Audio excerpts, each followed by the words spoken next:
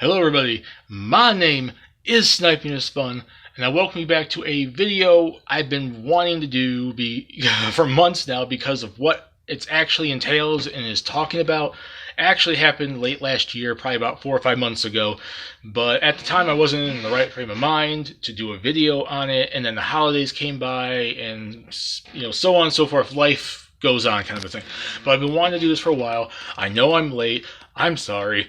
But I'm going to be talking about it now because I want to celebrate it. And that's 20 years of Kingdom Hearts. Celebrating 20 years of Kingdom Hearts because as of now, the end of 2022, Kingdom Hearts officially turned 20 years old. One of the major RPG franchises from Square Enix, formerly known as Squaresoft. The franchise debuted in 2002, entailing mixing Disney properties with Final Fantasy, Disney properties with Square Enix like franchises, and what became a massively popular action RPG-esque franchise the last 20 years. And now we're on the road to Kingdom Hearts 4 and other future Kingdom Hearts games. Kingdom Hearts has become one of their most popular franchises, and me being an RPG guy, of course, in that meantime, during that time, became a big fan of this franchise. And I wanted to celebrate it because it's become one of my favorite, RPG franchises alongside Pokemon and Tales and Final Fantasy and, if you want to count them, Fire Emblem and whatnot, in terms of strategy RPGs. Kingdom Hearts has become one of my favorite gaming franchises of all time, and definitely that generation, it was probably one of the biggest franchises for me personally. But when the series first came out, it was, at least in America, it was late 2002, so around October, I think it was. If I recall correctly, around October it came out. At that time, I was still kind of getting into RPGs. I was born in 1990. I missed the 80s and the early 90s big RPG boom of NES, Super Nintendo, Genesis, and stuff like that. Anytime I went back and played those games, that was later on with collections or Wii Virtual Console or stuff like that to experience old Final Fantasies and Suikoden's and stuff like that. Dragon Quest and stuff like that. So I was starting to get into RPGs really around the time Pokemon came out in the late 90s. I did play RPGs before that because I do remember back in the day going to Movie Mania and renting the Mario RPG game on Super Nintendo, Super Mario RPG on Super Nintendo. But I played it. I enjoyed it, but that was my first experience of an RPG, and I guess I recall maybe not being super into it compared to other Mario games because I wasn't used to RPGs yet. Then Pokemon came a big thing in 97. I got Pokemon Blue for Christmas 98 or whatever. Oh, 98 maybe. 97, 98. In Japan and everything too. I got Pokemon Blue for Christmas in 98, and then shortly after that I started getting into more other RPGs in Final Fantasy. My first Final Fantasy was Final Fantasy 9 on the PlayStation 1. I didn't go back and play 7 or 8 till years later. And then Final Fantasy 10 came out. I was starting to get into Squaresoft RPGs, and I was obviously a lot of people out there, I grew up loving Disney movies, Disney shows, watching Disney Channel. I grew up having all the VHS tapes, all this stuff. So when I see an RPG coming out, I was getting into Square Enix and Squaresoft stuff and Final Fantasy, and I'm okay, Final Fantasy mixed with Disney properties. A lot of you out there, I became super hooked. I remember seeing all the hype videos, all this stuff, and I became so engrossed in it and was so looking forward to it. All the trailers, all the freaking hype surrounding this being a big series and this big collaboration of Squaresoft and Final Fantasy with Disney was actually really cool.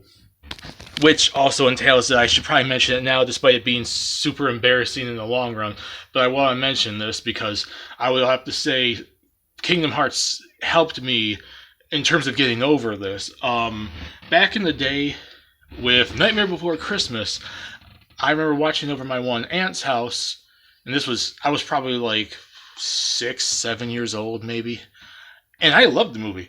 And I love the movie now, but what happened to me back then and screwed with me for a good few years, and people know this, would be Oogie Boogie's death, the whole losing the sack, the bugs falling out, that thing. That, in a weird sense of way, traumatized me when I was younger. And I'm sure some other people probably got traumatized by that too, because I, over the years, have seen people mention dark and creepy Disney villain deaths, and they've mentioned that numerous times. So other people have found that kind of deep and dark and creepy and kind of thing too. So I'm probably not alone in that book. But for the longest time, I could not look at Night Before Christmas. And it wasn't even the whole movie. I was engrossing one part at the end of the movie with the entire movie. And I loved the movie up until that point. And I just didn't want to have any part of it. I didn't want to see it. And I was watching like these VHS tapes. And when they did the little previews at the beginning, and it was Night Before Christmas, I would either close my eyes, cover my ears, or go in another room just so I could watch freaking Aladdin, King of Thieves or something. So for a good few years there, up until Kingdom Hearts, I was like I said, I was probably 6 or 7, maybe 8 years old. And it was stupid. And I overgrossed it a lot. But I was terrified of that movie. And I'm like super hyped for this Kingdom Hearts thing. And then I noticed that Nightmare Before Christmas is one of the worlds in it. And I'm starting to get like this, crap. But then I eventually played the game. I got when the first Kingdom Hearts came out, I was about 12 years old, a few months coming on to 13. And it was still kind of like that was about 4 or 5 years since this incident happened. I would say I was, like I said, I was more realistically probably like 7 or 8 years old. So I'm looking at that. And I'm like, crap, in order to play this game, I have to make it through a world like that. And I eventually got to the world. I'm sure my first time it was a little eerie, a little uncomfortable. But then Kingdom Hearts pretty much helped me get over my fear of that movie. And it wasn't even the fear of that movie, that fear of that part. And then Night Before Christmas became one of my favorite Disney movies of all time. So on and so forth. Fast forward throughout the years. Kingdom Hearts 1 came out. I absolutely love Kingdom Hearts 1. That's probably one of, if not my favorite in the series. Not just because of nostalgia, but I just think it's probably one of the better stories and world, like list of worlds you can go to and all that stuff. And I loved it. I remember like playing it with my cousins, playing it with my friends. I remember I had the strategy guide and my cousins, and I was looking for the Dalmatians, and they would help me. Okay, go to this world, go to this world. We would all do this and play it so I could find all the Dalmatians going through the strategy guide, which I still have somewhere in this house. I still have the Kingdom Hearts 1 strategy guide. But I remember that in the worlds, the Tarzan world, Alice in Wonderland, Aladdin, Monstro, Hello Bastion, freaking Little Mermaid, all this stuff. It was a moment. Like, this was like early RPGs for me. Like, I got into fighting games super young. I didn't get into RPGs. I mean, I was still young, but I was getting into RPGs with like Pokemon, and then it was a slow burn. Like, I played, like I said, Mario RPG before, like Pokemon, but I only rented it once, and I didn't get super far in it, and I only understood certain things because I was like 6 or 7 years old. Pokemon turned to Final Fantasy, and then Kingdom Hearts, and that led to everything else from Tales and to Fire Emblem and Xenoblade and everything in terms of me being RPGs. My two favorite genres are fighting games and RPGs, but RPGs was kind of a slow build. Fighting games were with me since I pretty much started on Super Nintendo. But I played the first Kingdom Hearts. I loved it so much. It was a nostalgia thing. Then it was the wait to Kingdom Hearts 2. Then we got Chain of Memories on the Game Boy Advance, which I never got a chance to beat because by the time I got to freaking Marluxia at the end of the game, taking forever to freaking beat Maleficent Dragon Form, and Axel, which was a pain in my ass, my game cartridge disappeared. Now, whether or not I accidentally traded it in, I lost it, someone stole it, I have no freaking clue. I made it that far in the game, and it just disappeared on me. So on and so forth. You win some, you lose some. And then Kingdom Hearts 2 came out. The build up to that was so massive. I remember one of my friends, I would go over his house, and we saw, I think this was months before the game came out, the intro song, which for us was Sanctuary, but I forgot what the Japanese name of it was. We would watch on his mom's computer, him, his brothers, and me, the intro, and I think we watched it a few times over, and we were just in such amazement because we were such big fans of it. I didn't become friends with him through Kingdom Hearts, but through being friends with him, we both ended up liking Kingdom Hearts because we both like RPGs and Disney and whatnot. And we were so hyped for Kingdom Hearts 2. The wait for Kingdom Hearts 2, the hype for it was so big. 2006, I was in 10th grade. I was in, 10th grade when that game came out, like months from graduating from 10th grade, finishing 10th grade. That game was so big and so massive, and I still love it to this day, just as much as the original. It's a little easier than the original, but I still loved it. It was good. And then, after that, was the long wait to Kingdom Hearts 3, and then we had Birth by Sleep, 358 over 2 days, we had Recoded, we had Dream Drop Distance, and I played most of them. I didn't have a PSP, so I didn't get a chance to play Birth by Sleep until 2.5 HD Remix. But, trying to play some games here and there. I was busy finishing off high school. I was busy with college, so I didn't get a chance to beat all of those.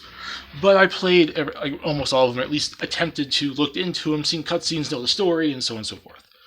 So Kingdom Hearts, the wait for Kingdom Hearts 3 was like the biggest thing ever. And it reminds me of when it was first announced. This is crazy. It was first announced, what, E3 2013, 2014. I was in college. I was finishing off college. So I think it was 14. And at the time, my PC, my laptop was kind of crappy. And when it got overheated, it shut off. I was watching the presentation. It shut off. I'm like, oh, crap, I missed something. In the back of my head, I'm like, they probably announced Kingdom Hearts 3. I go look through the files. I go look through the videos. Guess what they announced? Kingdom Hearts 3. And we still had to wait till freaking forever. In 2019, when Kingdom Hearts 3 finally came out, the beginning of 2019, it came out like late 2018 in Japan. And for those in my part, where I lived at in America, if you remember, early 2019 was like the polar vortex. It was freaking cold as hell outside. And at the time, my mom's van was broken down. She needed it fixed. I don't drive. So what do I do? Because I'm like, well, I don't want to go and be like the person that has to ask someone for a ride up to GameStop. I go and I wear like 3 pairs of pants, one of them thermal, a thermal shirt, 4 shirts, boots on, freaking warm ass coat, and I walk all the way up to GameStop and back. It was freezing like hell out at that time. If you guys remember early 2019, the polar vortex I live in Michigan, so around that area, I don't know how far that really entailed out, but it was freaking cold. If I wore all that stuff and I still froze my ass off so damn bad in that. So yeah. And then that was Kingdom Hearts 3. And was the wait worth it? Yes and no. Unlike some people, I still liked Kingdom Hearts 3. Is it, in my opinion, the weakest of the number of entries? Sure. And I'm not a big fan of like all the worlds, let alone how they handled some of the worlds. Frozen, Toy Story.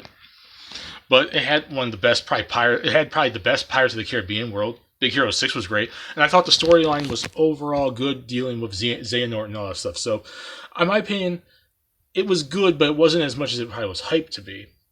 And after that was Melody and Memory. I'm great. I love rhythm games, so I'm glad we finally got that. And now we're on the road to Kingdom Hearts 4 and whatever else it tells about. And I'm actually surprised Kingdom Hearts 4 is coming out like the next entry, and they're not doing like a few more side games like a Riku game or a Kairi game, which technically Melody and Memory is a Kairi game, so there you go. But yes, Kingdom Hearts turns 20 years old late last year. My entire adventure up until this point, being scared of Nightmare Before Christmas, super hyped up for it with frickin' Kingdom Hearts 2 with my friend and his brothers. The polar vortex, walking the GameStop just to pick up a game and walk back. Every side game in between, and since then and whatnot. It's been a franchise.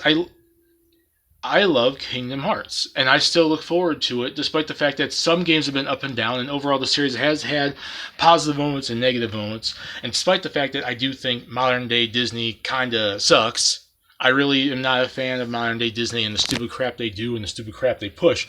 But classic Disney is classic, and I'll always love that. And I grew up on that. That's nostalgic. And I still love Square Enix. I still love Final Fantasy, Kingdom Hearts, all their franchises, Dragon Quest, and so on and so forth. And I think it's maybe not my favorite video game company of all time, but I love Square Enix and I love RPGs. And Kingdom Hearts became one of my favorite RPGs of all time. And it's because of mixing that Disney with the Final Fantasy and the action RPG and the characters like Sora, Riku, Kairi, and the organizations, Xehanort, and all that stuff. So I'm looking forward to it. And I, for the most part, at least trust Square Enix in terms of handling these Disney properties compared to what I think Disney does sometimes with a lot of their stuff, especially modern day stuff, or how they do the old stuff too sometimes. So on and so forth. I love it, and that's it. I'm here just to say happy 20 years of Kingdom Hearts. I hope for 20 more plus. I hope the franchise continues to go strong. I love it, and it's still one of my favorite RPG franchises, one of my favorite gaming franchises of all time. Put in the comment section what you guys think. What are your memories of Kingdom Hearts being 20 plus years old now? Because now it's like 20 years in 5 months. Put in the comment section below. What are you looking forward to in Kingdom Hearts 4 and beyond? What worlds do you want to see in Kingdom Hearts? Because I'm asking that because I'm going to be doing my next top 10 list is going to be on that. So thank you. And my name is Thanks One Peace. Please forever you want to have a lovely day and see you all later. Bye.